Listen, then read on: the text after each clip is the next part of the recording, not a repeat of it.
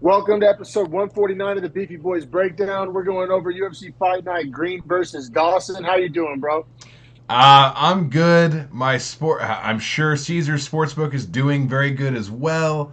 Maybe not. There were some good dog upsets, but none of the ones I thought were going to be what hit. So on all the fights that I thought would be the favorite winning, I was wrong.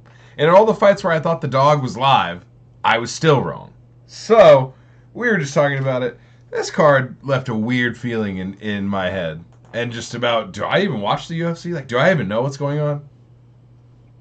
Yeah, this sport will make you doubt everything. But same thing with NFL bettors and shit, bro. Like, sports betting is hard, man. That's why these casinos are so fancy, man. That's what they say. Like, you know what I mean? It's hard.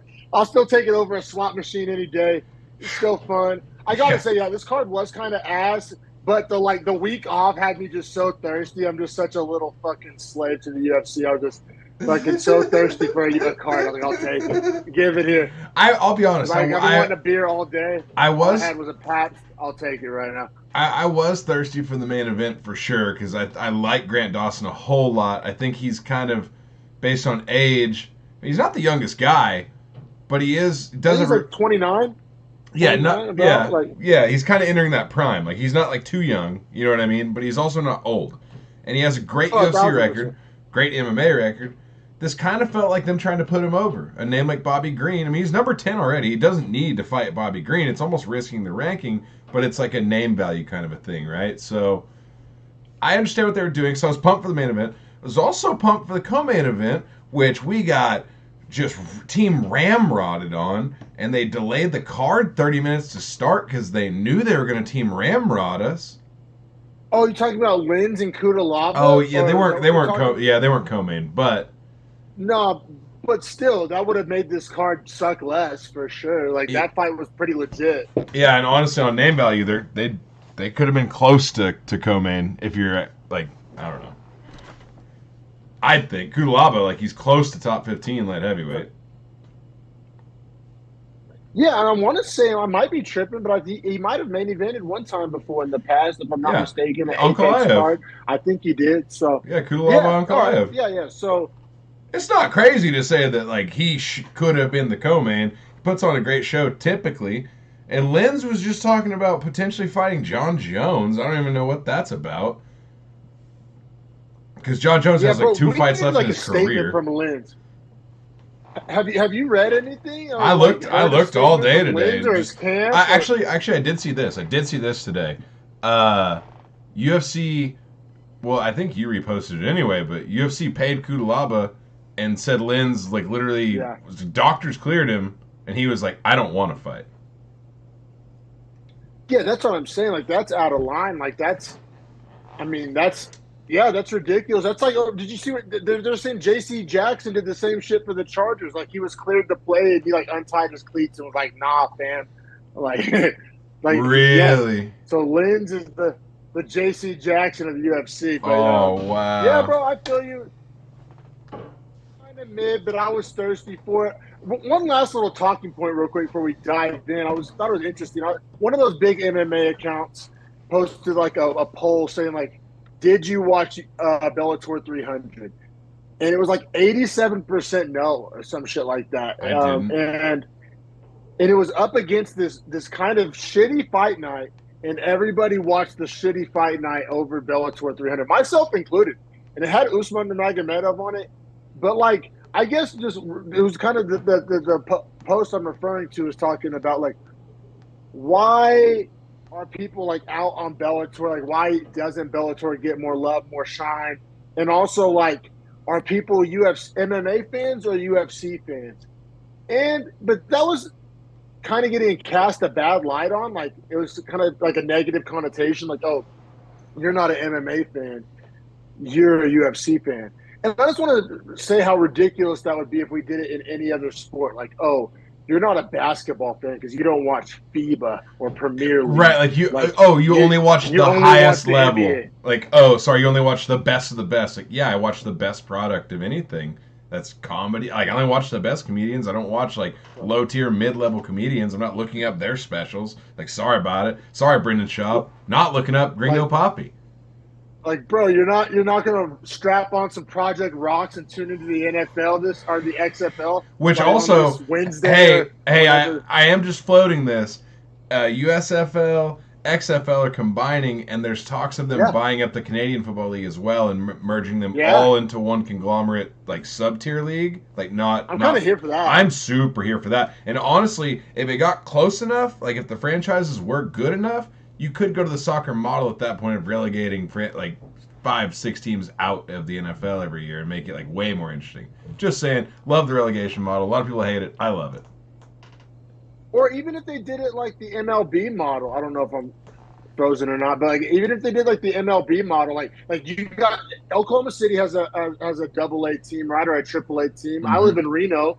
We got the Reno Aces. They're a double A or triple A team, and it's like people go to the games, people buy the merch, people watch. I mean, not as much, but Well, more so than the USFL. Like the OKC Dodgers or the Reno Aces have a way stronger like foothold in the community than any USFL team does.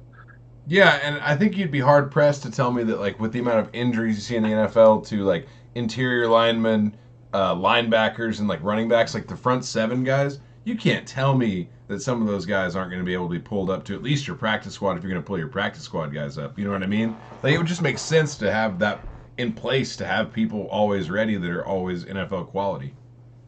Yeah, for sure, bro, for sure. But yeah, man, let's dive into this main event here with Bobby Green versus Grant Dawson, as we alluded to. Money line on this was insane. Plus 380 for Green, minus 500 for Dawson. But like, I agree. I kind of agreed with that. I'm not going to hindsight 2020 here. I thought this was a feeding. I thought they were trying to build Grant Dawson, which they were trying. Like that's what it was supposed to No, be. this They were was trying to build Grant Dawson, get him some name value, get him a main event. You couldn't have main evented Grant Dawson against really anybody else. Like Bobby Green, like is there's no opposites, right? Because Grant Dawson has the beautiful ranking and the beautiful record, and Bobby Green has the fan base and the cool factor and brings the eyeballs. absolutely, and like Bobby Green is one of those guys that if you look at who he has fought and who he's been able to compete with, beat, and lose to in close fashion, I mean, it is one of those guys where if you're number 10, you should probably beat him. However, it is still kind of a feather in the cap in the career. You know, Bobby Green's a good name, good Yeah, fighter. That being said, I I, I thought the odds were probably right, but I thought plus 380 made like Bobby Green's super live in a 25-minute fight with a guy that's going to strike with him. Now, did I think Grant Dawson was going to try to strike with him? Not necessarily, but yeah, you were way less bullish on Dawson than me. I'll give you your credit. You're not shining your own wheels here, so I'll give it to you. You had skepticism all week of like I feel you like gun to my head. I'm picking Dawson, but I don't know about this money line. Like Bobby Green's a live dog basically. Like that's a tough and night out. You were saying so. and the under. I knew the under was coming. Yeah, yeah. The under is something we probably should have looked at a little better, a little heavier. Because Grant Dawson, if he was truly a minus 500 equals finish, right? Like that's what Vegas is telling you with the minus 500. Well, and the And way then, Bobby Green fights is like go out on his shield. yeah, yeah. Bobby Green is known for like volume, though, not KO power. Pause? Question mark? Do we Yeah. have to change that narrative? I mean, yeah, until he gets a leaping straight left. That was just like a lead-in jab almost, man. I mean, it was not his power hand. Obviously, you know, he's orthodox, so left hand like pretty much leaping jump in jab KO's Dawson in 33 seconds. I mean, there's really not much to Bro, break down here other than Bobby Green landing just the sauciest left and the fight's over. the only thing that I guess I'll try to break down, and it's kind of hindsight 2020 because you can't hold a guy responsible for not executing his game plan in 33 seconds. But we saw Right. two fights on the main card right before this. Buckley and Pyfer, as soon as the bell rung, they sprinted across the octagon and either got a takedown or attempted one. You could argue hindsight 2020 that that's what Dawson should have done. But I'm sure in Dawson's mind, he was like, hey, it's my first 5-round fight. You know, let's kind of ease our way into this one. Well, and I think he believes in himself too. You know, I think he probably thinks like, I bet I can, you know, kind of trade with him on the feet, work my way into the close position of the fence, engage him on the fence, get a takedown. You know what I mean? I bet that is what he's thinking in his head. And skill set wise, he should be able to do that. But man, Bobby Green just got his ass. Yeah, he really did, bro. And like I gotta say too, the reason why I'm trying to put a little more layers to this is because like I didn't get fluke vibes. You can argue rare vibes or like or Bobby Green doesn't do that often, but I just didn't get fluky vibes. I don't know. Do you chalk this in the category, like if you have a Venn diagram, fluke on one side, not a fluke on the other side, which circle you putting this in? I think where I actually land on this is that I think if they fight, 9 more times, so they have 10 fights, I don't think Bobby Green KOs him like that again. Now, do I think it could happen in the 3rd round or 4th round, or do I think Dawson could submit him in the 2nd? Yeah, I think all those are super possible. I just don't think the 33-second Bobby Green KO is. I think that's a flash in a pan, but I do think he is, like I said all week, a live dog. I think he had paths to victory in the fight. Yeah, and also though, like if you were to tell you, hey, there's a scenario in this fight where it doesn't touch the mat, you'd be like, oh, give me Bobby Green. That's what I mean by not a fluke. You know what I'm saying? Like, if I was because this fight didn't touch the mat until it was a knockdown. Like there was zero wrestling in this fight. So like, if I was to have some crystal ball and tell you, hey, this Bobby Green Grant Dawson fight, there's not going to be a single takedown attempt. There's not going to be a single submission attempt. You'd be like, give me Bobby Green. So it's pretty wild when you look at Dawson's record. I mean, his UFC record since 2019. Keep in mind, he's beaten Erosa, Michael Trezano, Derek Minner, Nadner Armani, Leonardo Santos, draw with Ricky Glenn, beat Jared Gordon, beat Marco Madsen, sub both those. Actually, got a finish in all of his wins except Nadner Armani and Erosa. And then has the decision over Ismagulov, who was ranked. And I will say I did have questions about the Ismagulov win because Ismagulov retired after and was just like, I just don't want to do this anymore. So that I was like, well, I don't know how much stock I'm going to give Dawson for that. But undefeated in the UFC through 10 fights, 9-0-1, 29 years old, and did it in a 4-year window. I'm like, how could I bet against him? You know what I mean? Like, in all honesty. Yeah, for sure. This felt like it felt like a rising of like his where he's at skill wise and where Bobby Green's at skill wise. It kind of felt like they're meeting, right? Like if they had fought in 2019, definitely Bobby Green wins, and I think the odds might even be flipped. But where they're at now, I fully expect Grant Dawson to go out there and be able to win that fight. 1,000%, man. Yeah, I mean, I thought Grant Dawson. I have like tiers of lightweights. I had Grant Dawson at the bottom of my 2nd tier, right below Michael Chandler and right above Dan Hooker. I'm obviously going to have to reevaluate that, and I haven't really made any changes in my list since the fight. And I had Bobby Green way down there. What is that, tier 5 with the Jared Gordon and Thiago Moises of the world, which I'm probably going to have to reevaluate that as well. So, I mean, big win for Bobby Green. I know this is I gotta say though, like big picture wise, this isn't great for the division. I mean, Bobby Green's a decent name and a decently big fight, and so you could argue it's fun or whatever, and maybe make some fun matchups. But this was designed to catapult Dawson, cement him in the top 10, maybe get him 2 fights away from a title shot. Because I think that's what happened to Islam, right? Islam beat Bobby Green, got 1 more win, and then got a title shot, I believe. And I believe that's right. They were on similar trajectories, so this definitely threw a wrench in kind of the, if you're an NFL fan, you know all the script memes and jokes, like this definitely threw a wrench in the script. Definitely does. God, it's almost one where like now what it's gonna be, because I know how this works. Bobby Green's gonna get that number 10 ranking. I think that's typically how it works. Grant Dawson's going to drop pretty far, I would assume. So all that in mind, I would assume that now you're going to have RDA and Bobby Green back-to-back at 10 and 11. And the only thing I can think is that they're just going to build young guys off those guys. Because those guys are 2 years, 3 years left in the sport, if that. Yeah, Bobby Green's 37 years old. I mean, like the thing is, they're all going to be fun fights though. Like Bobby Green, Saint Denis, sign me up. Bobby Green, Jalen Turner, So, sign me up. Like these are all awesome. Saint Denis got a test in front of him coming up. I can't remember who that matchup is, but it's here. I'm gonna look it up real fast. But it's someone where he has been Saint Denis favored by a lot, and I think already that's a. I think this is one we texted about, right? Frivola. It's Frivola. Oh, Matt Frivola. And Yeah, that's going to be a heater. And Frivola's going to be a dog, 100%. And I kind of like Frivola. Especially, you might as well go balls out and just go by KO, right? Yeah, I don't know. I don't know if Saint Denis is really like finishable with the way he fights now. Like in that first fight, he got hit a lot more than he does now. Real quick, I'm glad you mentioned the chin on Saint Denis. And I wanted to mention one last talking point on this main event before we keep it pushing. Does Dawson just have a glass chin, or like I guess was it fluky? Like is Dawson just gonna like he got dropped with? I mean, it wasn't a jab; it was a straight left. But like a guy without traditional knockout power, he wasn't even really trying to put a lot on that shot. Does Dawson have a glass chin?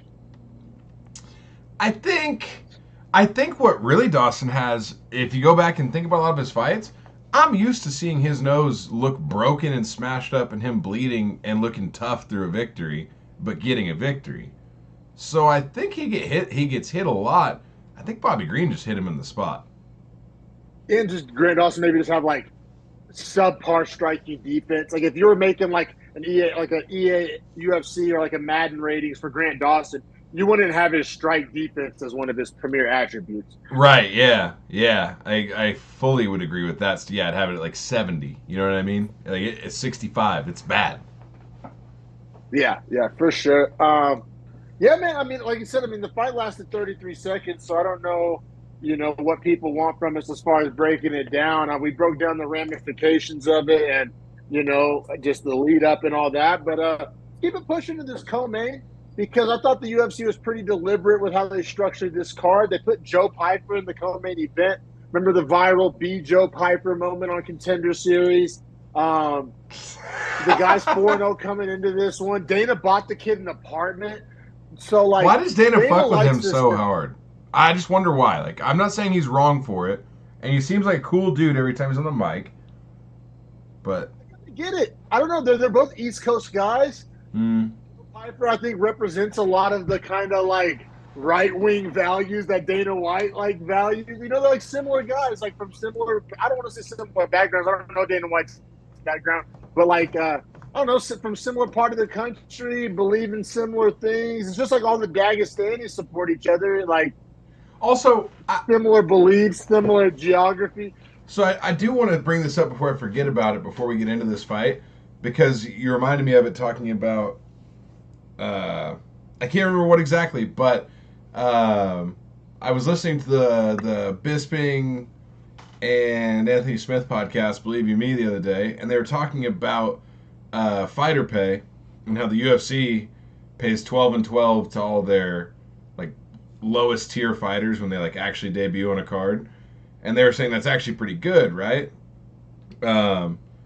And so then Bisping interjected, and he was like, I don't know how they run the company now, but he was like, back whenever I was fighting, it was pretty common that if you were a really big name, you were getting at least $250,000 like bonus that was never talked about in your contract. So sounds like the UFC fighters are getting paid. It's just always like a bonus, like from Dana or the company on the side. Like, you know how the company would issue bonuses rather than actual contract wages.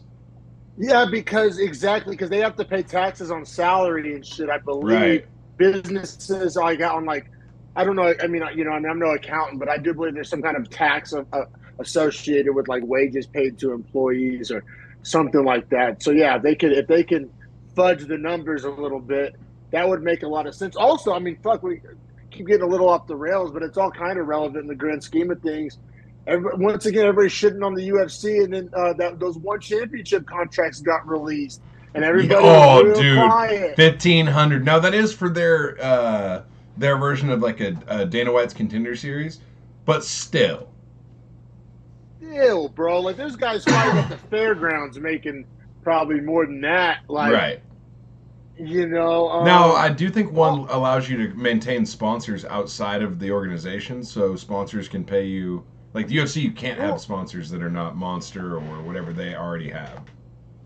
one also, but even the high end. Did you see Mariah's got paid 50 and 50 to fight Mighty Mouse? Yeah, 50 and 50 at the highest level. Was crazy to me. That was crazy to me.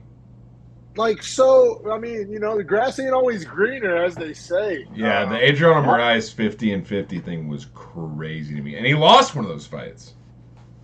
Yeah, so he got 50 to get needed. Yeah, right. Yeah.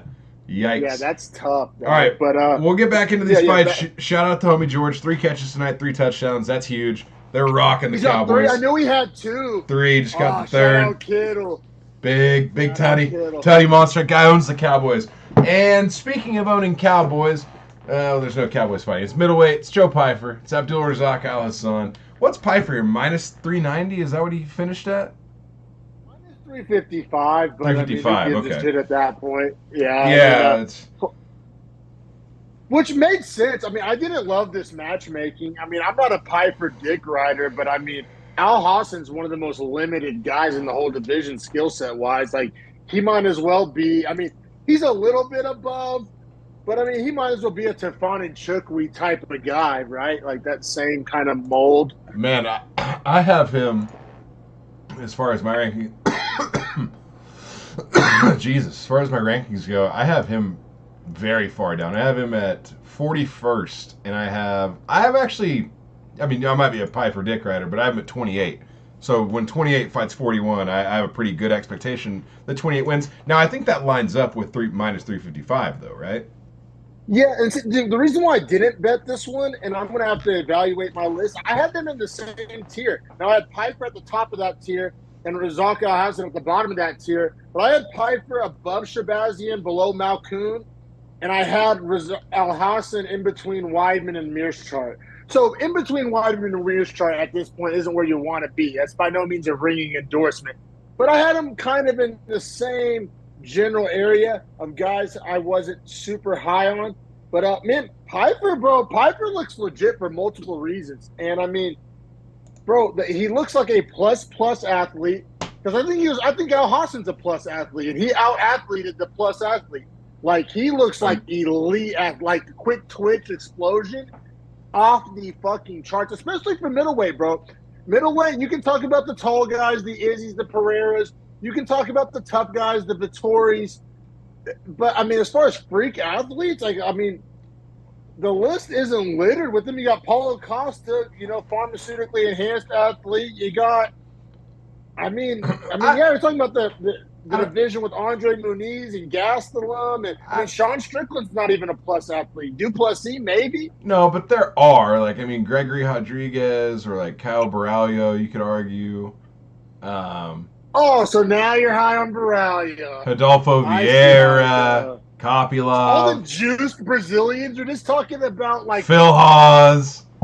The most juiced of the gills guys in the Punahele Soriano. Is this a USADA list? What is happening? Eric Anders. Eric Anders is athletic.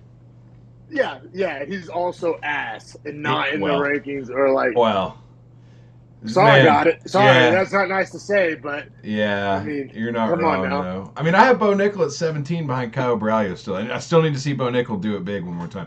But yeah, as far as rankings go, point well taken though. This like. I thought like Bruno Pereira, if we're talking juiced Brazilians, throw him on the list. No, yeah, I agree with you. But I think for Abdul Razak Al Hassan, he's also getting old. He was 6-5. 38. Yeah. I didn't realize how old he was. Yeah, and you lose, that explosion. I mean, you don't lose the power, but you lose the speed. And I think... It was slow. He was slow, yeah, and Pyfer was fast. And so for Pyfer, it was easy. But is he that fast, or does he look that fast because Razak Al Hassan was slow? I think he's that fast, bro. I think he's that fast. I think he is too. My eyes. I do think he is. Bro, he's quick and explosive. And he's powerful too. You could tell whenever he was landing like the big hook on the side, even when it would get blocked, it would kind of, I don't know, it would at least take Razak Al Hassan off his like balance, knock him on his back foot. Bro, every takedown looked like something from SmackDown. Like fucking, The slam was like, crazy. he was lifting him 8 feet in the air and fucking dunking. He was dunking Al Hassan, who's like a stout middleweight. He was picking him up and dunking him like a basketball. It was insane. And Pyfer's 6'2", right? Yeah, he is. Yeah, dude, I'm telling you, bro, he's a specimen. He's a specimen. All right, so D-Mac's all in on Joe Pyfer, finally. Yeah, I'm gargling real quick. I'm sorry. I'm just, all right, so ball watching. So, I mean, I scored the first round to him 10-9. I don't think there's any question. I think that was pretty clear. Clearly outstruck Alazan, had him on his back foot. Now, in the second round, got that big-time slam takedown, and pretty much just, it seemed like, and I'm not trying to call out Alazan here, but he was getting dominated. And it seemed like a guy kind of choosing, like, all right, I'm giving this up. Because once he got it locked in, he wasn't really fighting that hard. I'll say this. It looked like a guy with negative 1,000 sub defense. That's what I mean. Like, he just kind of gave that. What was his sub defense that bad, or did he find a way out? I guess at the end of the day, it doesn't really matter because it doesn't really matter. Call me a dick if you want to, but like I would love to hear the counter argument as to how I'm wrong. Mean Joe Pyfer. Now, I will say, knocking out Amadovsky, who is the guy that I said didn't belong in the UFC in his first fight, that's not impressive. Knocking out Meerschaert, I don't hate it, but also I have Meerschaert ranked at like 50 out of 60, so I don't love it. Then he gets a sub over number 40. So it's like he's like literally climbing like 60th best fighter in the weight class, right? 60 out of 60. Then 50th. Then 40th. So like if I'm going to try to project a matchup for him, what do you think about a Roman Kopylov or like a Shabazian or like Gregory Rodriguez? I think Shabazian makes a lot of sense for more reasons than one. However, I'll throw a name out there for you. Petrosky. Yeah. Undefeated. Like both that. Out of like UFC, like sponsored, you know what I mean? One off of Tough, one off of Contender Series. They're kind of at the same, they have the same resume basically. They've beaten a bunch of cans. You know what I'm saying? I have Petrosky ranked 5 spots higher than him, so it's kind of perfect. I have Petrosky surprisingly ranked quite a bit higher than him. But that's going to change once I update my rankings, obviously. I think they're going to be really close in my new updated rankings. And personally, as a guy who's not high on the dirty commie Petrosky, I wouldn't mind seeing Pyfer just body bag him. You know what I'm saying? Body bags with a Z, Joe Pyfer. I could also for America. You know he's going to talk hella shit on the hammer and sickle tap. He's just the most American guy. I'm here for it. I could also see like an Oleg Sajic or a Nursultan Rozaboyev. But the Rozaboyev, I don't know they'll do that. I think he has a fight book. I want to say Rozaboyev has a fight book. And I'm high on Rozaboyev. I have him high on my rankings, even though he has one UFC win. I have him right behind Kopylov. And you know I'm a Kopylov ball washer. I'm high on both of those guys. Rozaboyev is my number 24 in the weight class. Yeah, with one win, right? He's like 6'4". He looks like a freak. He's a monster. Tough. He's a monster. Bro. Like he got like a ranking like I'm going to put you higher. Just keep being you. Yeah, I'm high on him. Bro, what do you think about him? Middleweight has some up and comers, man. You mentioned Baralio. Alascarov's lurking, bro. No one's even talking. You know what else? When I was looking through names, you know what else I realized? Where is this guy? Oh, God. Fuck, I can't find it. Are you talking about Shara Booten? No, it's Ishkab Alaskarov. Is that his name? Yeah, no, Ikram Alaskarov. I'm thinking of Ashkabab, but I don't know where. Ikram? He might be in a different weight class. It might be a welterweight. But there's a lot of them, though. There's a lot of them, man. Yeah. So middleweight, up and coming middleweight's fun, man. It's a lot of fun, man. But I mean, I'm going to keep it pushing to my coldest take of the week if you are. Yeah, I'm here for it. I'm here for it for sure. We'll keep it pushing to the featured match of the main card. Alex Morono plus 150, Joaquin Buckley minus 180 welterweight. I'll eat this one. I mean, I bet on Morono. I saw the path to victory for him, so it's not like you're crazy. Morono is my upset dog pick of the week, and he got dog walked. Yeah, man, I got this one just all the way wrong. I thought that if Buckley was going to win, it was going to be a puncher's chance type of scenario. And I thought Morono was just going to steady as she goes. Just, I'm better at MMA than you. And I thought he was going to get the win. Saw it way wrong. I was way off. I'll claim that. Vegas didn't get it wrong. I thought Vegas was tripping. I thought Buckley was way more unrefined than he showed. Yeah, So that's the thing is, we all knew Buckley was a better athlete. That wasn't even in question. What was in question is Morono's a way smarter fighter. Or at least we all thought. I mean, the dude like coaches already. Yeah, so we thought. Coaches at his gym, coaches other fighters that fight, says he loves to coach. And I will say that oftentimes your guys talk about when they coach, it helps them in their fights themselves. Of course, how could it not? But, yeah, to I guess Vegas's credit and to our discredit, I think we both thought that Buckley was low fight IQ, high athletic ability. Kind of the opposite true for Morono. And I think we kind of bet on Morono being able to mitigate Buckley's skills through game plan and implement his own game plan through literal like ring generalship, if that makes sense. Like I know that sounds silly, but that's kind of the path that I carved out in my head for Morono. I echo all those sentiments. Also, I thought Morono would have the better cardio, which he did not. No, Buckley had, well, it's crazy too, right? Because Buckley doesn't look as shredded at 70. Like, he doesn't have, like, abs like that. Did you notice that? I was having a weird, like, mental problem with that because he looks more ripped at 85.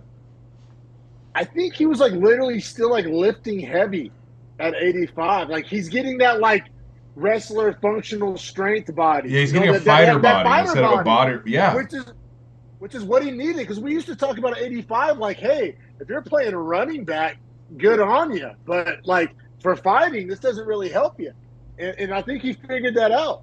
He doesn't need to do decline bench anymore. Right? Yeah, no, it's pretty wild. And, I mean, to Buckley's credit, man, clearly was the more explosive fighter. Had Morono hurt twice, got a good takedown in the first. Now, to Morono's credit, that takedown was worth really nothing because he was using, grappling submission attempts to mitigate any of the control that Buckley would have, able to stand back up.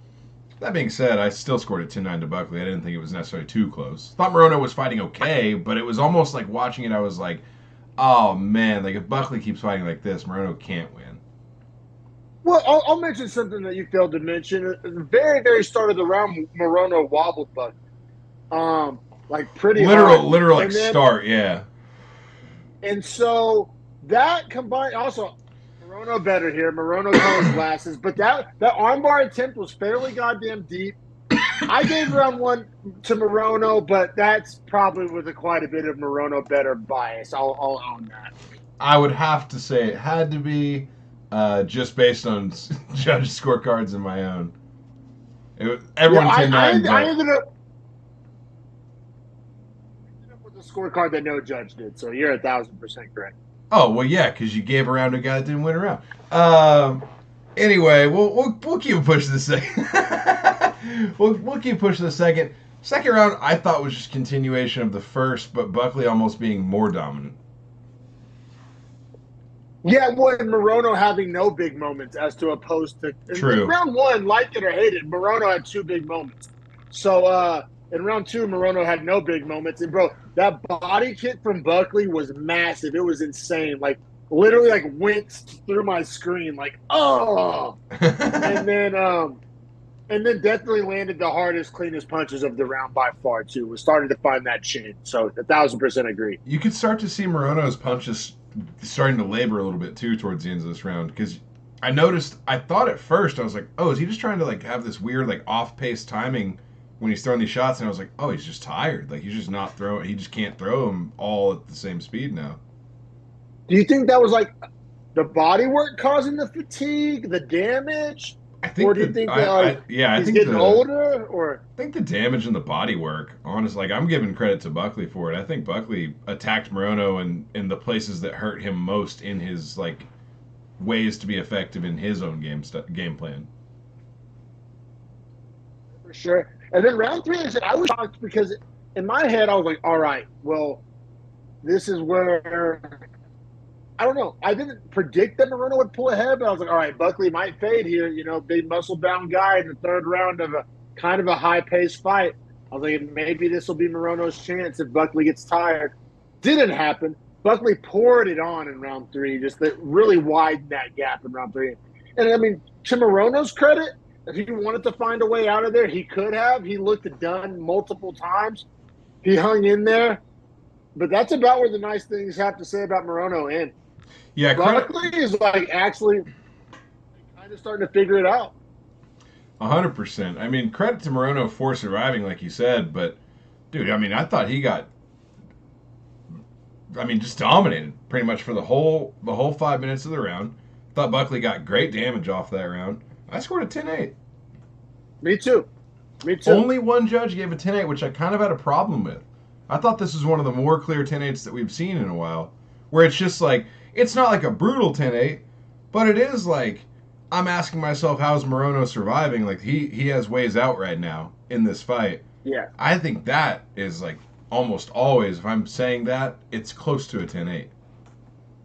When it was like one-way traffic, right? Like, right. Like, what was he doing back? It's all Buckley. Yeah, no, it was Morono. I mean, good toughness, good, heart and balls, if you will, but that doesn't reward you not a 10-8. You know what I mean? Gotta get some more heart. 27. Yeah. Yeah. You gotta get some more heart and balls there, son. Yeah. I mean, Morono had plenty of heart and balls, just not plenty of cardio and just ability to be the better man. But I'm saying Buckley's starting to put it together. And that's, I mean, when you consider the athletic ability and the kind of marketability, good power and good speed and apparently good cardio, I mean, he's starting to put it together. It seems like he might be eating, because what it sounded like when he was on Joe Rogan's podcast, it sounded like he walked around at like 188. And he was fighting at 85. Like, he literally wasn't cutting weight. And he was saying that he was even having to eat, like, a super high-protein diet. And, like, literally was, like, doing, like, bodybuilding-style diet. And not, like, maintaining your highest level weight and then cutting it off, like, in a healthy fashion. Which it seems like he's doing now, which I think is what's helping the cardio so much. For sure, man. What do you do next with Buckley, man? I mean, two names I'll throw out are... Daniel Rodriguez or Nicholas Dalby, like that kind of level of guy? Or, I mean, do you think Morono, like, is the same kind of guy? Is that a little redundant? I mean, he already lost to Holland. I mean, Luque's booked. RDA's out there. I don't know how much sense that makes. So I had Morono at 26, and I had Buckley at 19. I mean, I think from here, I'm looking at Buckley for someone like a Jingliang or a Magny or a Pereira. I mean, if you want to be a those dick, all make sense. If you want to be an absolute dick, Fakhretdinov. Yeah, you could do that. And I'm saying if you just want to build Fakhretdinov, because Buckley'd be a really good win for him at this point in time. A guy like Ponzinibbio. The thing is, I had Morono overrated as fuck in my rankings. What about like Mike Malott so or that Chiesa? impacts. Well, Mike Malott, I think they're still trying to build Mike Malott. I don't think they would do that. Chiesa makes a lot of sense. Neil Magny makes a lot of sense. Jingliang makes a lot of sense. Ponzinibbio, I think we're staying the same thing. That 16 to 22 level of guy. But you said you had Buckley 19 already, huh? Yeah, I do. See, I didn't. I had Buckley way too low, and that's on me. I mean, I had Buckley in a tier with Simmelsberger, Chiesa, Gunnar Nelson, and Jake Matthews. So our rankings are pretty different as far as the welterweight division goes. I haven't cross-referenced them yet. Yeah, So I had Buckley way too low. because I have him with. I had Morono up there with Mike Malott and Medic and Ponzinibbio and guys like that. So I need to adjust my rankings, obviously. But So I have Morono right by like Dalby, Ponzinibbio, and Tim Means, and then I have, if you go a little further up, I have Buckley right by Jingliang, Pereira, and Michael Morales. I mean, yours was more accurate. But yeah, I mean, either way, Buckley's moving his career in the right direction. He called for a main event. I don't think he's there yet. It's also, I thought, a weird call out when he has the opportunity to call for. Well, I guess you'd be calling for a bigger name because his name's not the one to sell it, in my opinion. But I thought he was in a good place to make a call out for close to top 15. What's Neil Magny and him?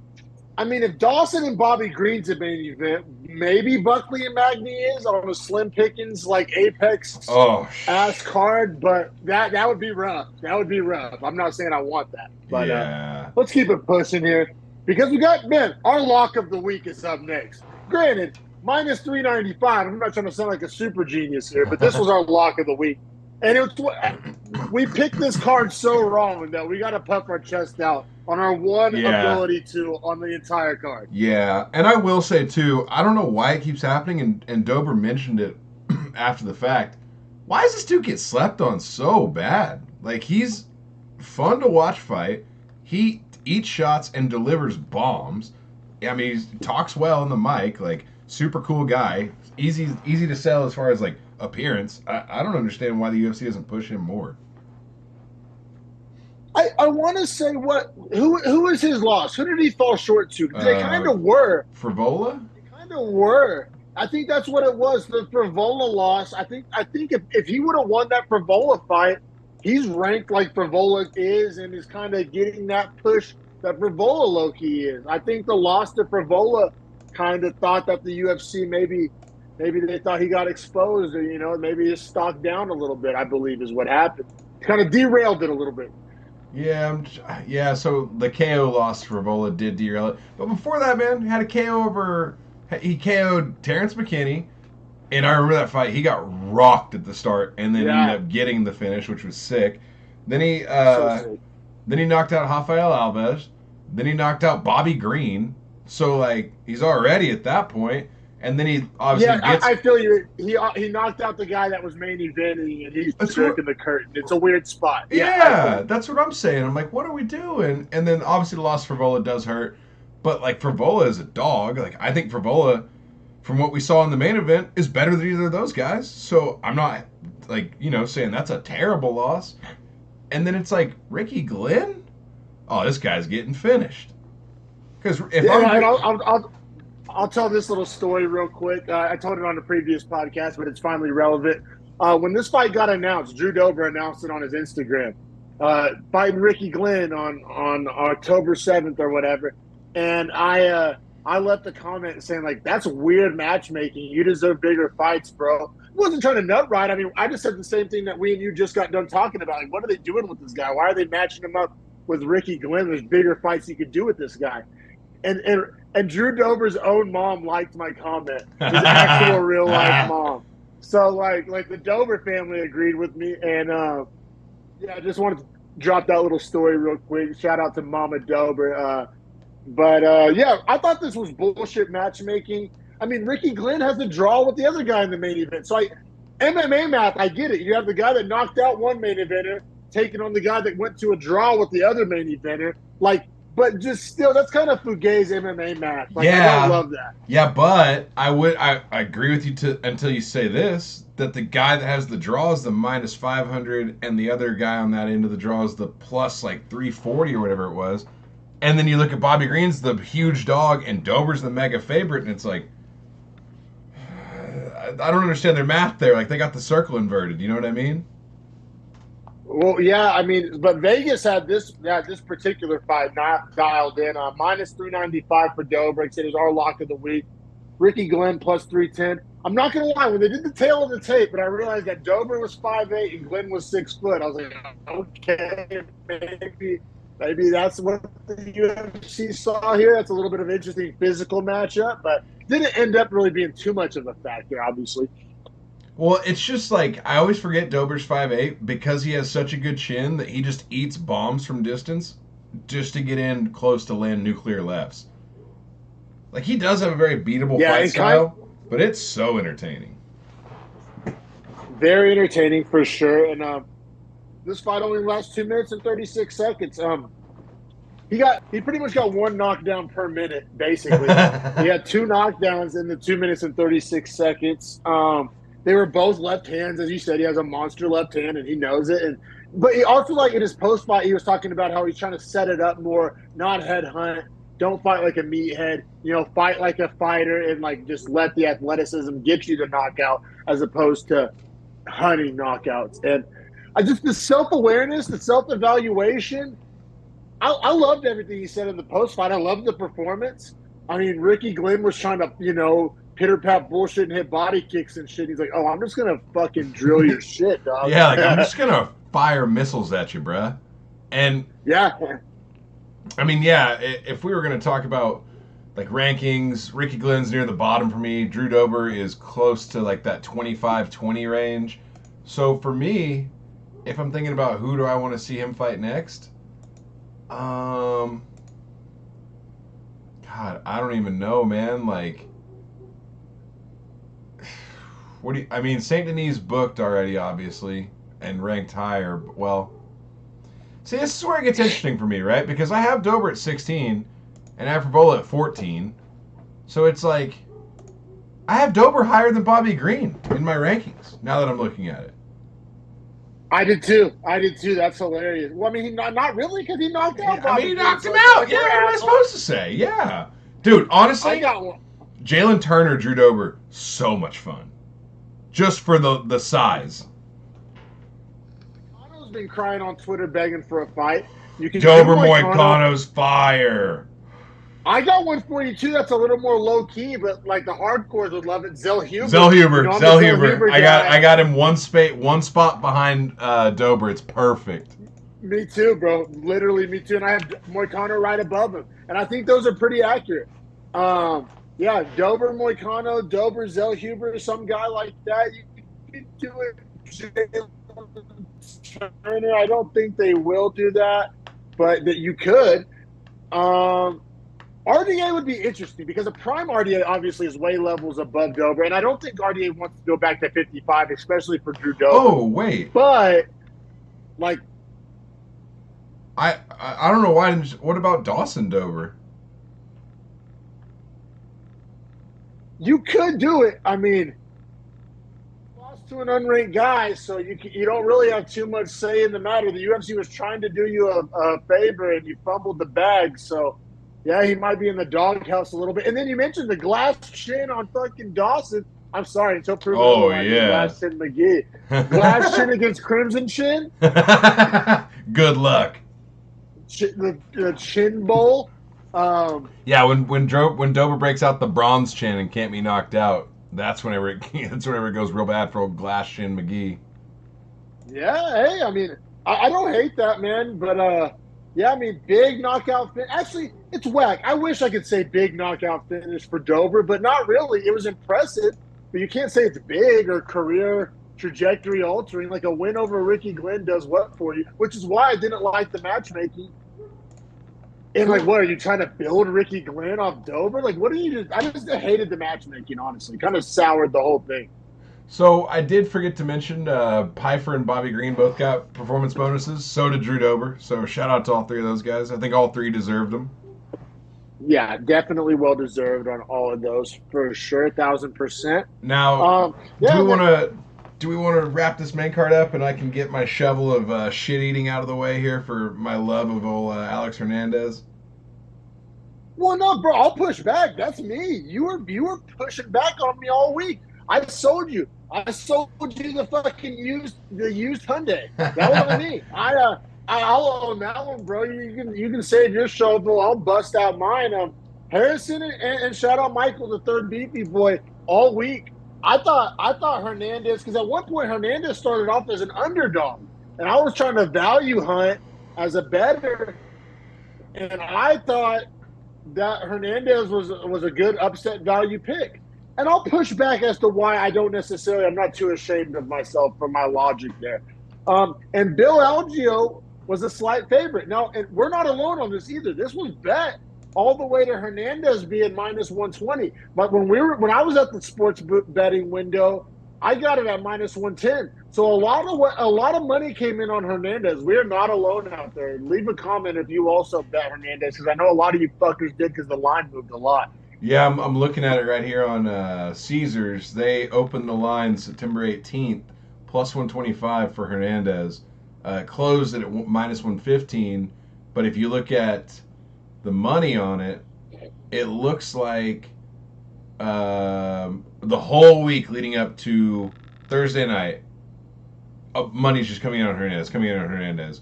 Friday, Saturday, bunch of money on Algeo.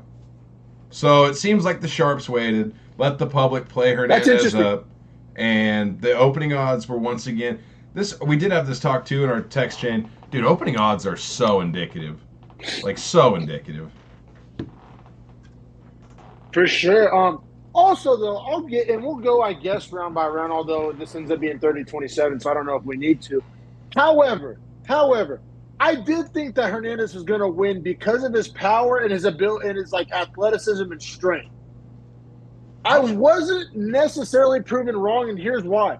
He landed about 4 shots throughout the course of that fight that drop a lot of guys, and that fight looked low key how I thought it would look. I thought Algeo would be rangier, outpoint him, but I thought Hernandez would be able to catch him. Hernandez did catch him multiple times. Algeo ate it. So that's why oh yeah, I'll shovel and eat my shit, and I will. Don't try to talk me out of this bet. But overall, bro, talking about performance versus result, fight low key looked how I thought it was gonna look, even as a Hernandez better. Hernandez was landing the shots that as a better I wanted and needed him to land. It just didn't work. It's weird because Algeo's best weapons are his volume and his chin, which typically aren't the best weapons to possess. But he's mastered the ability to. He has good enough head movement where he convinces you to headhunt the whole time you fight him. Meanwhile, he fights pretty evenly spread, but also throws more volume. He's always more volume. Yeah, I mean, he even I think at the end of round 1, Hernandez went to his corner and said that oh, he's winning the point fight, which was true. And then twice around, Hernandez would land a fucking piss missile, and Algeo would either roll with it or eat it, and just come back with volume and pace. Like I said, man, I mean, even though this bet didn't cash, it looked about how I thought it would look. Even if that sounds oxymoronic to you, then hey, be more of a scumbag and bet more, because all the sports bettors out there know what I'm talking about.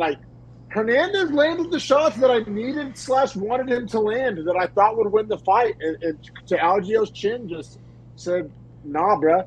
I think that might have been the deciding factor between why Michael and I liked Algeo, was I just didn't think he could get finished.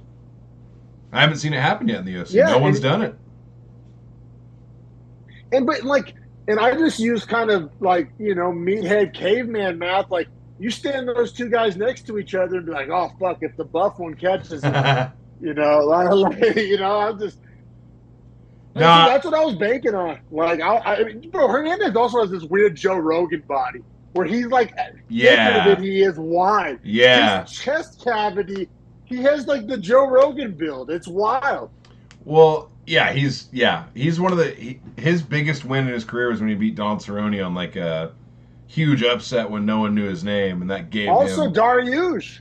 He has a Dariush win?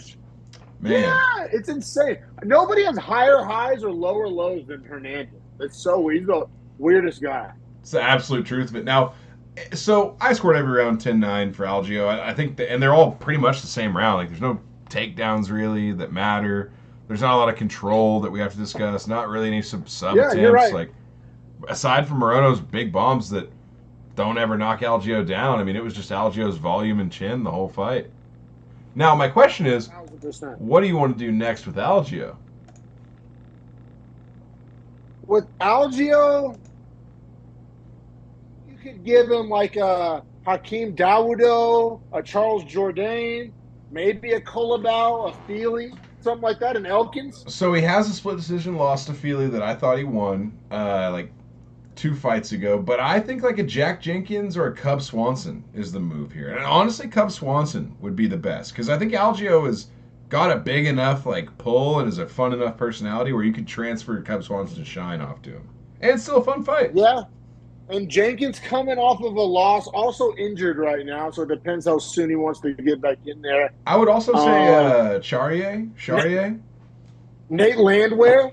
Oh, Landwehr's like fun. That. So I think that same tier of fighter, all those guys we just mentioned are like within a relatively close kind of tier to each other. So I think that makes some level of sense. Like all those names we throw out. Like, yeah, I mean, Algio, like I said, he has his chin, he has his pace, he has his range, he has his cardio.